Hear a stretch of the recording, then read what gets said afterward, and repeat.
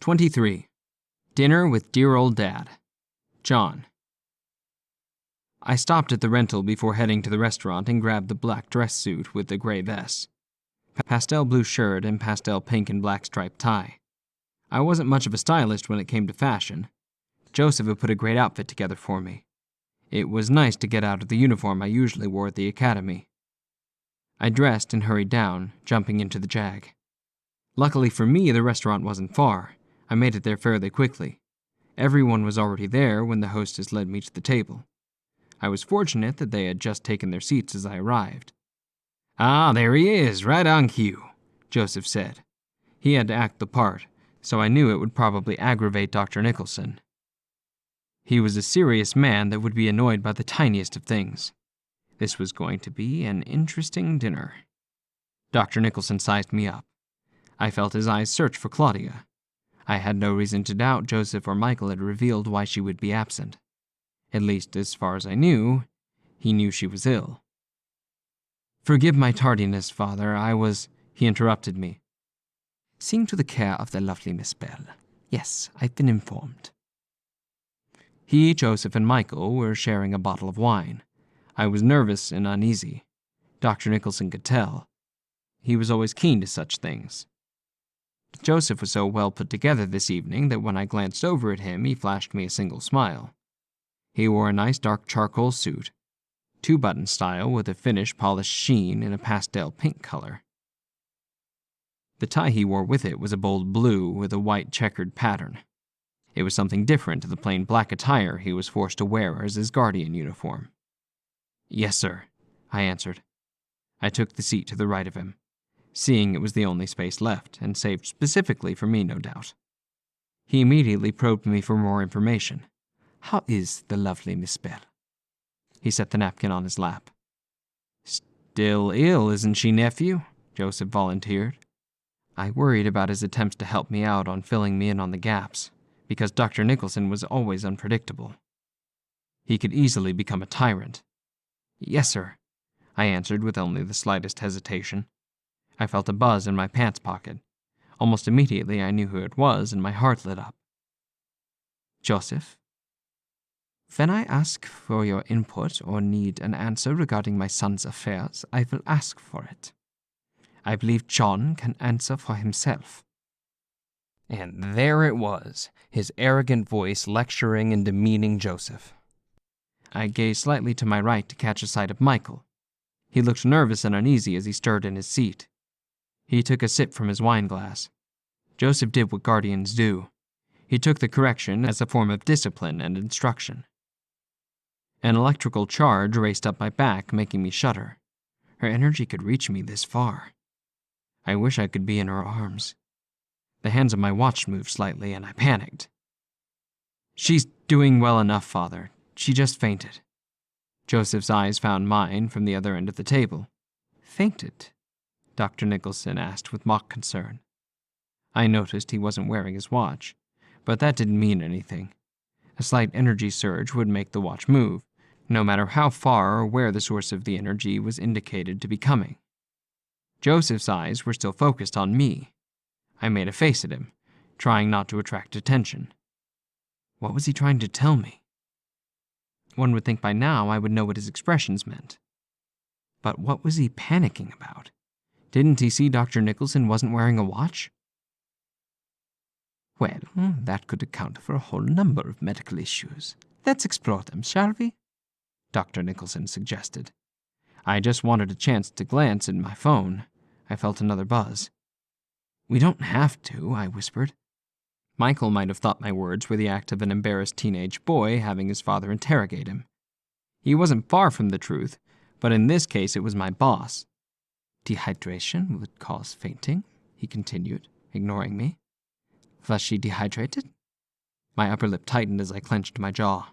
I crossed my arms, the act of an annoyed teen. This would be the one time I could get away with it. My phone buzzed again. I slowly reached into my pocket. Joseph glared at me. I knew what he was thinking. "I'm not sure, sir," I said, stirring slightly, edging my side pocket open. "Was she coughing?" he asked. "No, sir. Cardiovascular conditions are often a cause for fainting," he continued. Was there a point to his show of medical expertise, or did he just like hearing himself speak? "She doesn't have heart problems, sir," I boldly told the arrogant bastard. I pressed my lips together tightly. I felt Claudia. Her hand brushed against my fingers. "I wish you wouldn't do that." I sucked in a deep breath. Her touch sent vibrations of pleasure down my arms and back. I only hoped Dr. Nicholson didn't catch that. "I'm sorry. Did I do something wrong?" "No, of course not, baby. It's just—" But she sensed what I wanted to say before I could say it. "I understand." Dr. Nicholson merely smiled. "I sure hope not," Joseph's voice echoed from the other end. He raised a glass, but no smiles were returned. "Is she taking medication?" He looked over at Michael, who blinked over at him when he realized the question was directed at him. "None, sir," Michael answered. "Ah, she's not pregnant, is she?" I nearly choked on my own saliva. I stared right at him. Was he doing this to embarrass me with Michael? I had no doubts of the methods he would use to make his point to me, but did he have to use her? Did he have to make me look like some kind of asshole in front of her guardian? I loved her. I didn't want to show my weakness, but I think that part had already been achieved by the look he gave me. I failed his test. I had shown my weakness, the delicate side of me, by the utterance of a few words. Michael was now glaring at me, waiting on my answer. Joseph was drinking from his glass. His expression said, "Well, champ, how are you getting out of this one? I'd tread carefully." "No, of course not, sir." A wrinkled smile spread slightly upon his lip as he took a sip from his wine glass. "Embarrassment achieved, sir." "She had nothing to eat all day and she fainted," I tried to explain like an idiot. "But I hope she gets well soon. Give her my regards, Michael." Arrogant bastard! I grabbed for my glass of water. Michael seemed to hold the same resentment in his eyes for my pretend father, Dr. Nicholson. I figured if it wasn't for the generous donation Dr. Nicholson had given Milton, Michael wouldn't be so easily swayed into submission. "Now, Joseph." He put his glass down and directed his words at Joseph. It was his turn to feel the pain. I grinned at him over the rim of my glass. Joseph was better at taking this than me. He would show me how it's done. He knew how to handle these types of situations because he had been in such so many times. "Have you thought more on why I needed to meet with you in person?" Dr. Nicholson asked. I blinked up. The nature and reason for this dinner was about to be revealed. This was not just to get to know Michael, but also to see if we had discovered anything useful. Did Michael know anything? Would he reveal anything out in the open? Would he incriminate himself or give away details that would be useful to Dr. Nicholson? The man was clever and sneaky. He would lecture us in the open and no one would know what was happening. Michael had taken an interest in the conversation. Dr. Nicholson was acting the part of the arrogant, self-absorbed, rich surgeon who bossed and belittled others. In fact, this wasn't an act. Genuinely, he didn't hide his true personality. "I did. I hope that I can help explain any problems you had with my report. Was there anything in particular you needed to know?" Joseph said. His demeanor was well composed, like a trained soldier. His response wasn't a mess, nor did he answer in doubt. Instead, he gave clear and full answers no matter what. Sometimes I wondered if Dr. Nicholson secretly wanted people to fuck up just to see how far he could push them before they cracked and revealed what he knew was being hidden. Or maybe it was much simpler. Maybe he just wanted to see people fail. The conversation continued. I began to move my hand over to the side of my pocket again. Slowly, I pulled at the side of my phone. "Report?" I heard Michael ask. He didn't understand, of course. Joseph began to explain what he was talking about, but Dr. Nicholson interrupted him rudely. Joseph allowed it. I had seen him do this often, belittle Joseph and others. But I had often excused it. Now I was seeing this man in a whole new light. Was Claudia influencing me? "I've asked my brother to give me a full report on the goings-on in Milton in order to make my evaluation on whether I shall continue to allow John to attend. I must admit I have my doubts on the performance of the school. especially after the display as shown at my last visit." Michael looked speechless. "John?" I grinned. She had heard me? I still couldn't believe how well linked we were. Her name popped into my head, and she knew I was thinking or speaking about her. A glare from Dr. Nicholson nearly made me drop the phone. I held in a breath and drank from my glass. A rule was never to lower your eyes. He hated that. I stared boldly back at him. Joseph furrowed his eyes in the same way. Michael was the only one unaware of the chaos going on around the table. Report was nothing but a fancy way of lecturing and bitching at us that he was going to pull us off the mission if we didn't come up with what we had all seen in the parking lot. He was mad we had made no progress, and the school year was coming to an end soon. "Claudia, I miss you so much," I thought. "I miss you too, John. When are you coming over?" "I'm still at dinner. I'll text you when I get out. Maybe I can leave early." Had I really said that? "You can do that?" "I'll do anything to be with you." "Hurry. Mr. Claypool is making me watch old westerns." I smiled, holding back a chuckle with my hand. I cleared my throat and grabbed the glass of water in front of me. Dr. Nicholson regarded me curiously. "I take my son's education very seriously, Michael." "I can very much understand that, sir.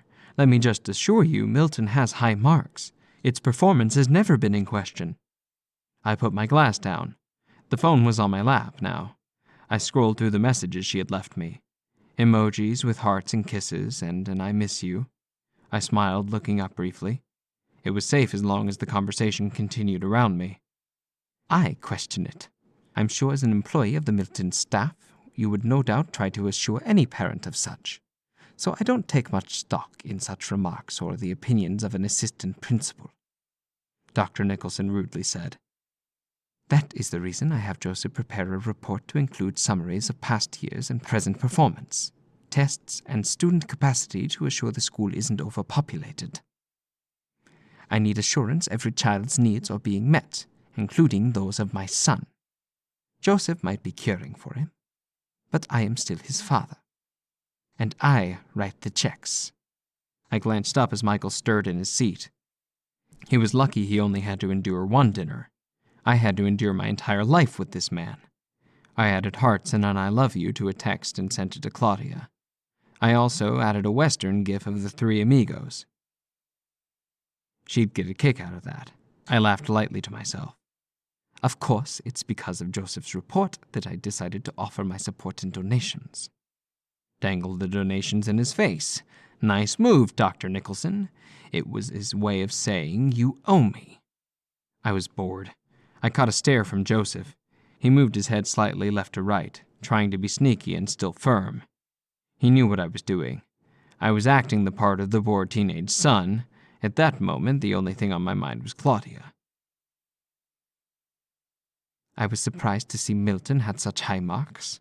It's rated as one of the top schools despite its appearance and lack of repairs." Claudia answered with a heart emoji as well as the smiling, winking, and laughing faces. "I make it an effort to know all these little details." His condescending smile flashed over at Michael before he turned back to Joseph. "We can talk business after the food has arrived, dear brother," he sneered. "I'd like to hear more about your new position." I bet. I felt a tongue lashing was coming regarding the details of his reports. I wondered what he wanted to ask about. I was hoping to escape after dinner. Someone had to take Michael home. I hoped he wouldn't ask Jonas. "Of course," Joseph said, and took a drink of his wine glass. Why did I sense it was my turn? Was it Joseph's awkward warning glare when he put the wine glass down upon the table? "Now, I'd like to concentrate and give Michael my full attention, since I hear my son and your lovely daughter are dating. I know we haven't had the pleasure to discuss this yet, son." I looked up. Our eyes met briefly. It was indeed my turn. "And although we've only met one other time, Michael, I would hope that we could become friends." Friends, I thought. Dr. Nicholson didn't have friends. Michael had the same look of confusion in his eyes. "Friends?" "Yes. I find it a much more amenable environment for the child if we can all be friendly with each other." He grinned over at me as he said that. Child? What was he up to? With Dr. Nicholson, anything was possible, and it frightened me that he was aware of something other than the obvious. We never knew what was coming until it was too late. How serious is this relationship, for one thing? My mouth dropped into a slight gape as I held my breath. Father, please! It was my job to act like the spoiled teen who didn't appreciate his father butting into his affairs and embarrassing him. Joseph glared at me. I smiled back at him. I pulled it off, hadn't I? I didn't think that was what the look he was giving me meant. Why the hell did I care, anyway? It's a mere observation. Any concerned father would ask. Wouldn't you agree, Michael? I'm sure you would ask the same question for my son regarding his intentions with your daughter. I would think less of you if you didn't, but I doubt that was the case. Intentions? I, for one, wanted to talk about his intentions. I glanced over at Michael. I wondered what he thought about all this. His expressions offered very little at times. Was he keeping his feelings contained? I could see why after Dr. Nicholson had given the school quite a large amount of money to make repairs. Yes, John and I talked. John is a very respectable young man. I had no reason not to trust him. In fact, you should be proud of him. He came to talk to me about his plans to ask Claudia out. Michael looked towards me and smiled. An innocent response. He trusted me, and his words sounded sincere.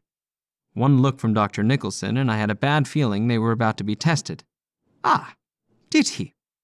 Well, I've always taught him to be respectable and always to reach for more, to strive, to succeed, which brings me back to his education. It has been brought to my attention his lack of concentration. And here it was once again. It was what he didn't say that was obvious to me and Joseph, but not Michael. Dr. Nicholson was mad at our lack of progress. Michael didn't understand. I knew he had seen my marks, so he was confused as to what Dr. Nicholson meant. I assure you John has perfect marks. Michael rose to defend me. I wished he hadn't. If there was one thing about Dr. Nicholson, it was that he hated to be corrected by a person with what he had considered less intelligence. Michael knew nothing of what was going on. As far as Dr. Nicholson was concerned, he was no more than an obstacle. Everything and everyone that stood in his way was considered an obstacle. He's an excellent student, aces his tests, and is described as a great student by all his teachers. Believe me, I know. I had to check to make sure he was working hard and doing right to be dating my adopted daughter. Michael was doing his best to help me out, but this was a mistake. I wouldn't discover just how much it would cost me until it was over. This was a warning to me. I think he shows great promise, Michael said again. He trusted me, and I had betrayed him. You checked his marks? Dr. Nicholson grimaced. Well done. I would have done the same. Yes, he's an intelligent boy, Michael kindly said. The hint of a smile surfaced. It was a kind gesture that was going to cost me even more. It was building up, I knew that. Each compliment was getting me closer to trouble. A text from Claudia arrived. I miss you. Please hurry back to me. I was tingling all over. An uneasy feeling climbed over my body. In that I have no doubt.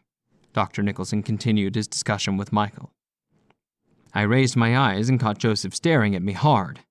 Everything about his expression questioned what I was doing. But he is being distracted. Joseph's eyebrows were slightly raised.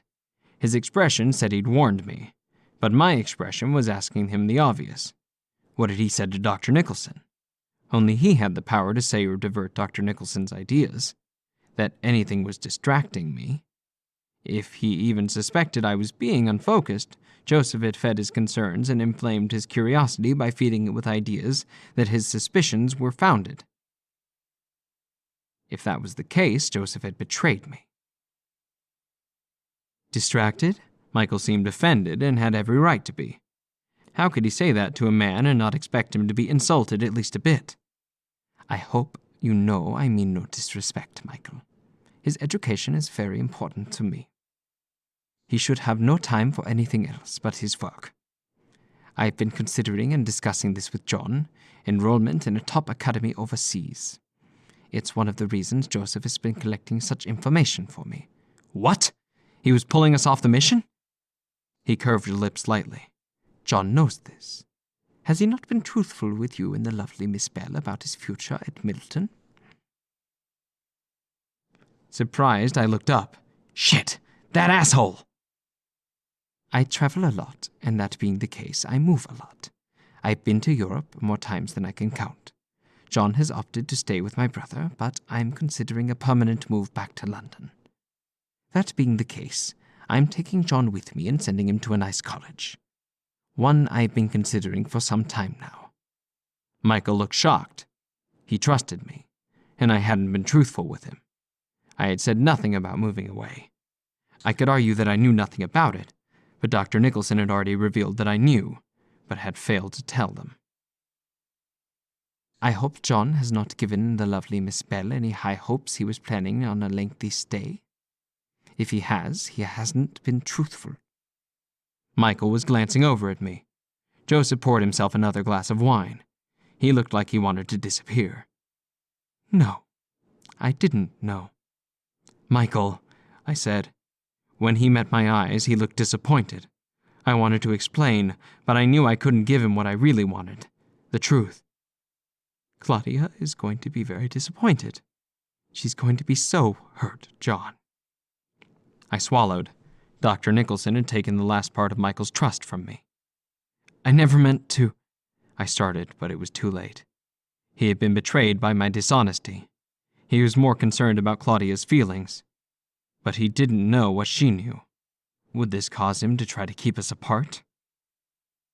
Now, Michael, let's change the subject for a moment and talk seriously. He had said what he wanted to say to ruin what little trust I had achieved with the man then. He moved on to the next part of his arrogant plan. He was destroying everything I had. I was never supposed to have any of this. This was his way of assuring that I never would. You're a great assistant principal, Michael. However, I also know you're a man with immense potential.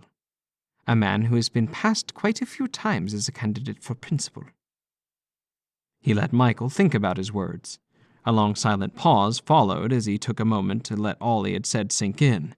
Was Michael going to bite? Dr. Nicholson was waiting for his reaction. He wanted to discover where this man fit among all the rest. He was looking for a clue that would reveal what kind of person Michael was. He knew Michael wanted something. Everyone wanted something. It was all a matter of price. That was Dr. Nicholson's way of getting what he wanted. And I know more than anyone that you deserve it, he pressed. It's been such an honor to work at Milton, the words came from a sincere man who loved what he did.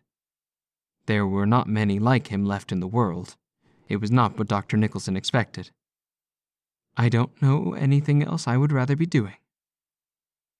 And that's why you settled? Dr. Nicholson asked. Michael didn't see it that way, but Dr. Nicholson didn't understand that. If I can't be principal, then I would happily continue where I am. I don't think I settled, Michael revealed. He loved Milton above all else. I wondered where all that devotion had come from. There was a lot I didn't know about the man beneath the graying nest of hair and large, sad blue eyes. What makes Milton such a special place? There's such great energy between the teachers and the students. We all understand each other, I think. I believe it was Dr. Rodriguez that championed for the school to keep the small classroom sizes. I tried not to listen. Instead, I scrolled through my phone at the messages from Claudia. She had taken a few pics of herself blowing me kisses. I sent a heart. God, I missed her. I wanted to be with her badly. I love you, darling, I said. Then hurry, handsome. She took another picture, blowing me a kiss. She was sitting on her bed. I think we're close to getting finished, I tried to assure her. I'm leaving the window open again, she said. I sent her a winking emoji, blowing kisses in response. I glanced down at the watch. How much more of this? I looked to my left. Dr. Nicholson was in a deep conversation with Michael. He hadn't noticed me taking small glances under the table at my phone. We have some wonderful students that are going to go places as they get older. I can just see it in them already. I want to continue making a difference, even if it's not in the position of principal, Michael continued. If he only knew Dr. Nicholson didn't care. I see. Are there any students in particular that you see with potential? I could easily ask Joseph, but I'd like to hear from your perspective. I can help with getting scholarships for the exceptional ones and help with discipline for the troublemakers, both students and staff. I spun my head toward their conversation, realizing what he was getting at. Michael didn't know anything, but he was trying to see if any of the exceptional ones could be the possible sources. Michael looked excited about the idea of getting student scholarships. A lot of students had the grades, but not the money to attend good colleges. The waiter arrived with an appetizer salad and a honeyed brie on the side. I hadn't even noticed until he set the items down in front of each of us. He also placed a loaf of freshly sliced bread in the center of the table with an old-fashioned dip to sample. He then took our orders, starting with Dr. Nicholson, who appeared to be the alpha among the group. He ordered a medium-rare steak, nothing surprising. Joseph ordered the lobster. Michael also chose the steak. I ordered the steak with a side soup. Dr. Nicholson seemed to be waiting on Michael's answer regarding the students he would recommend for scholarships. Instead of urging Michael to provide an answer, he lifted a piece of bread and cheese to his mouth and began to chew. There was silence for the first time among our group. I returned to glancing back at my phone. Joseph again signaled me about the phone, but I was a little angry with the fact he had told Dr. Nicholson Claudia was a distraction after what we had been through together. I questioned what else he had revealed. I guess I should have known better. Guardians had a responsibility to the rules and protocol. I would have to check with the students to see if they are comfortable with something like that. Many of them are very suspicious of adult influences, even the brilliant ones. We've made good progress, and I don't want to cause any problems by adding in someone they don't know. Joseph could vouch for that. Joseph tipped his glass of wine to Dr. Nicholson in response to his words. The man had him pour more wine into his glass. I wondered what Michael thought about this display. If he was thinking along the lines of Dr. Nicholson being an arrogant man, he would have been right on the dot. What about Miss Bell? I've heard remarkable things about her from my brother. She's exceptional, isn't she, John? I looked up when he dared to say her name. He certainly hadn't heard anything from me. I glared over at Joseph. He met my eyes with that arrogant display all guardians and bodyguards fashioned. Sir, she's very intelligent. One of the brightest girls I know. If you only knew how intelligent, she'll read your mind if you let her. My words didn't change Michael's idea of me. He was still pained that I had not revealed the truth to Claudia. I was only worried he would forbid her to see me after this betrayal. He no longer trusted me with her. A person with intelligence can go places. I know a lot of people, Michael. She could attend Yale, or even Harvard. I could write a letter of recommendation for you. Michael was hooked. Yes, you can be the principal of Milton. Joseph doesn't plan to stay once I'm gone. Joseph was grinning back at Michael, assuring him the position could be his. Was this his way of getting friendly with him? Michael was not going to give up Claudia, not for any principal position. I can also recommend you for the position, Joseph added. You could be the principal of Milton. It's what you've always wanted. A smile wrinkled Dr. Nicholson's lip. You can do that? And why not? The spot would be empty once we were pulled off the mission. Who knew Milton better than Michael? I didn't understand why it would matter once we were gone. Why do all this for a man Dr. Nicholson cared nothing about? What was he getting out of it? My brother can do anything, Joseph said. He sounded just about as arrogant as Dr. Nicholson. I stared at both of them. Catching Joseph's stare, I ignored him in favor of peeking at my phone screen as it lit up. I faced it down immediately. I had a feeling Dr. Nicholson had caught me, but he didn't give any indication. I texted her again, put the phone flat so this time the light wouldn't catch anyone's eyes. Michael opened his mouth, but caught himself on the brink of forming a word. Just think of me as a close friend. I will help with anything I can. The funds should cover the expenses to pave the parking lot and cover the hole as well. I stared up again. That's very kind of you, sir. I could use a friend. Thank you most kindly. I suppose there have been a few strange things. I'm not really sure how to explain or who to talk to about. Was Michael seriously buying into this? Give it a try. He paused, jumping slightly as he reached for the phone that had gone off in his pants pocket. He reached up and lifted it up, looking at the screen. His eyebrows went up. Excuse me, I have to take this call. I curiously glanced up as Michael hurried away. Should I follow him? Joseph asked. Follow him? What the hell for? Had I missed something?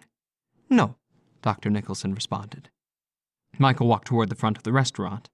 I glanced slightly to see him nervously talking into the phone. He looked worried, which worried me. Had that anything to do with Claudia? She hadn't texted back. My phone slipped through my fingers, and for a moment I thought I'd dropped it. Until I looked up. Dr. Nicholson had grabbed it from my hand. He was quick, too. I sat up straighter.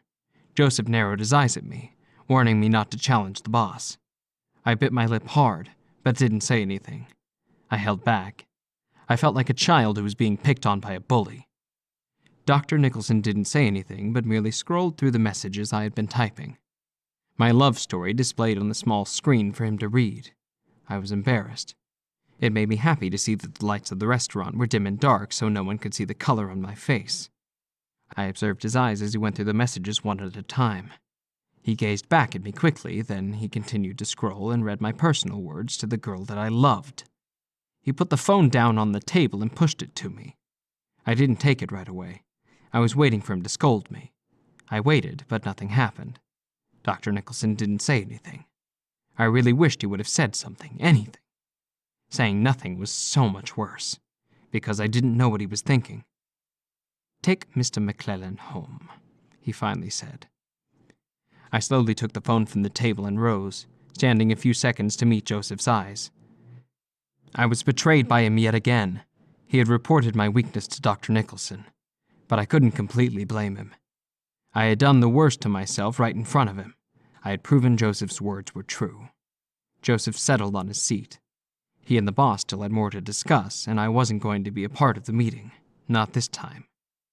For the first time, I felt like a mere boy among the rest of the adults discussing things I wasn't allowed to listen in on. Things that involved me. Strangely, I didn't care. I walked out to the front of the restaurant and caught Michael in the waiting area. He looked worried. John, he said, we have to go, it's Claudia.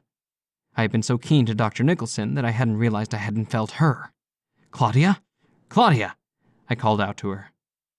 But again, the distorted foreign alien element was blocking me. Shit. She called me, terrified. I had Mr. Claypool go check on her. He said he can't wake her. I wondered why she hadn't called me. Or had she? I gazed at my phone and noticed that I had a missed call. Only then did I realize that she had been calling when Dr. Nicholson had picked up the phone. That bastard had disconnected her call. Let's go. I'll take you home, sir.